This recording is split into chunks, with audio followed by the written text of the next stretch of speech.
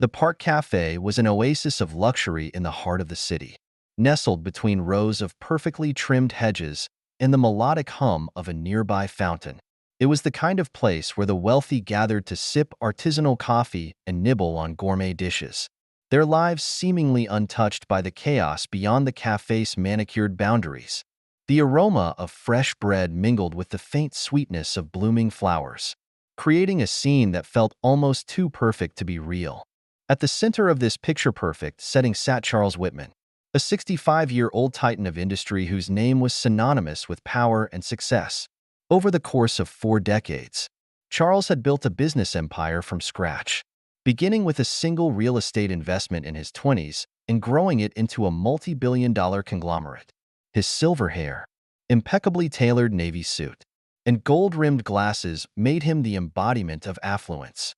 Yet, as he scanned the cafe menu, there was an unusual slowness in his movements, a weariness that seemed out of place for a man who once dominated boardrooms with ease.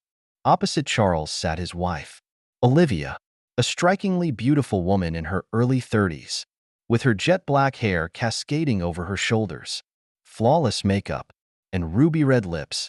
She looked like she had stepped straight out of a high-end fashion campaign. Her every move radiated elegance, from the way she crossed her legs to how she adjusted the diamond bracelet on her wrist. But her gaze wasn't on Charles. It was fixed on the screen of her gold-plated smartphone. She twirled her bracelet absent-mindedly, her polished exterior betraying a flicker of detachment. Just beyond the cafe's wrought iron patio fence, a boy stood watching. Elijah was 12 years old, though his wiry frame and oversized hoodie made him look younger. His sneakers were scuffed, his jeans frayed at the hems, and his hoodie hung loosely on his thin body. He had been living on the streets for months, and the hunger in his eyes was unmistakable. Elijah wasn't a stranger to this block. He was one of the invisible people who floated on the edges of the city's elite world, seen but ignored. Elijah's stomach growled audibly as his dark eyes landed on Charles's table. The pristine white bowl of steaming soup, the crusty baguette on the side, and the sparkling water looked like a feast compared to the scraps he had managed to scavenge that week. But as he moved closer, lingering by the patio railing, something caught his attention, a detail that turned his curiosity into alarm. Charles adjusted his glasses and picked up his phone, seemingly distracted. Olivia, who had been silent until now, slipped a small glass vial out of her designer handbag. Elijah froze. His sharp eyes followed her every movement as she twisted the vial open and tilted it over the bowl of soup. A clear liquid poured out, blending seamlessly into the broth. Elijah's breath hitched. It was gone in an instant, as if it had never been there. Olivia picked up a silver spoon and stirred the soup casually, her perfectly manicured fingers steady. Then she leaned forward, her voice low but cutting. "After everything I've done, you're not going to ruin this for me, Charles." Elijah's heart pounded in his chest. He didn't know these people, but something about Olivia's tone sent a chill down his spine. Was she poisoning him? Could it really be happening in such a polished, public place? For a moment, he doubted himself. Maybe he was imagining things. But as Charles raised his spoon to his lips, Elijah couldn't stay silent. "Don't eat that," he shouted, his voice cracking. The cafe froze. Heads turned. Conversations halted mid-sentence. The clinking of glasses and silverware stopped. Charles froze, his spoon inches from his mouth, and looked up in confusion. Olivia's head whipped around, her expression shifting from charm to venom in an instant. "What did you just say?" she demanded, her voice sharp and cutting. Elijah stepped forward, his legs trembling but his resolve steady. "Don't eat it," he repeated, louder this time. "I saw her. She put something in your soup." A wave of gasps rippled through the cafe as every eye turned to the table. The once lively chatter was replaced by a suffocating silence. Charles looked from Elijah to Olivia. Confusion etched into his face. "Olivia," he said slowly, "what's he talking about?" Olivia's polished mask began to crack. She stood abruptly, her chair scraping against the stone patio. "This is ridiculous," she spat. "He's just some street kid trying to cause trouble. How dare you accuse me of something so vile?" Elijah didn't back down. I saw her, he said, his voice steadying. She poured something from a little glass bottle into your soup. If you don't believe me, smell it, test it, but don't eat it.